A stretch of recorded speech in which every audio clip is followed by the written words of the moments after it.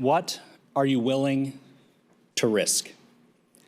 That is the question that will be at the heart of our session here for the next 60 days. When we legislate, we manage risk. We assess the danger of an action. And when we do act, we face the problem of unintended or collateral consequences. But the choices we make are also the opportunities that we lose because we spend resources on this problem versus that one. And though we rarely talk about it, the foundational question is whether or not our idea will even work. We often debate in this chamber and in committee, encased in the armor of our own certainty. Except the real world is anything but certain.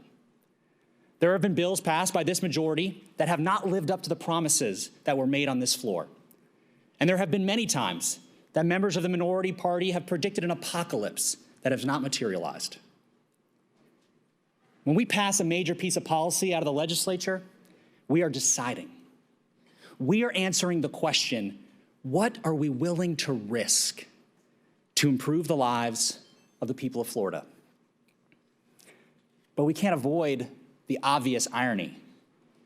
If government and governance rests on the idea and the assessment of balancing risks, it also happens inside the political process, which is almost entirely based on the concept of risk avoidance. Politics encourages us to talk big and act small. It pushes us inside our comfort zones and builds walls to keep us from noticing that the world around us has changed. It asks the converted to preach only to the faithful. You don't have to look much further than the conversations around COVID-19. Here's an almost perfect example of the need to manage risks, to balance public health concerns against the need for people to maintain their livelihoods, the need to attend to the emotional, educational, and social well-being of our children. And yet the conversation has, at times, been dominated by the extremes. The people who want to lock everybody inside their houses, and those who think that the virus is a conspiracy to microchip the masses. The truth is that the average public health official isn't a saint, and they aren't a sinner. They're just ordinary government bureaucrats who see the world myopically through the lens of their own work.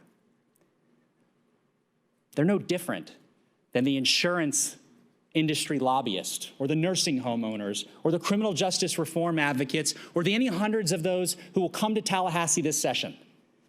They spend their days looking through a narrow keyhole, and they see the world in monochrome. It's our job as legislators to see the entire horizon, the full spectrum. It's our responsibility to appreciate the complexities and balanced perspectives, to see both the risks and the opportunities presented in every issue, and to find the right path forward.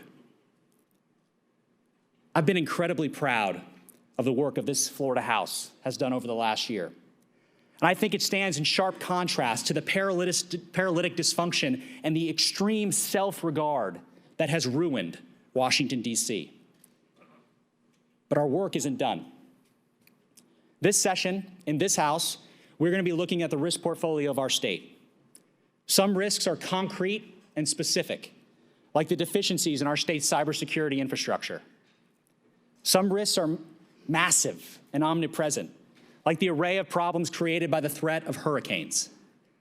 And some risks are more existential, like what are our shared beliefs and values as Floridians? We are at a cash-rich moment in our state's history, which means we have an historic opportunity to make critical investments in long-term needs, but we also have a historic opportunity to waste money on short-term wants. Whatever the issue, my only ask of you all is this: step away from the keyhole and out of your own comfort zones. Be a little less certain that you have all the answers and a little more skeptical about what the lobbyists and advocates are telling you. Listen carefully before you talk, and then ask hard, informed questions. Engage. Take chances. Let's not be afraid of hard choices. Members, if we do all of that, the reward will be life-changing. We have the power to make this state a better, safer, more prosperous place for all Floridians. The only question that remains is, what are you willing to risk? May God bless you all, and may God bless the great state of Florida.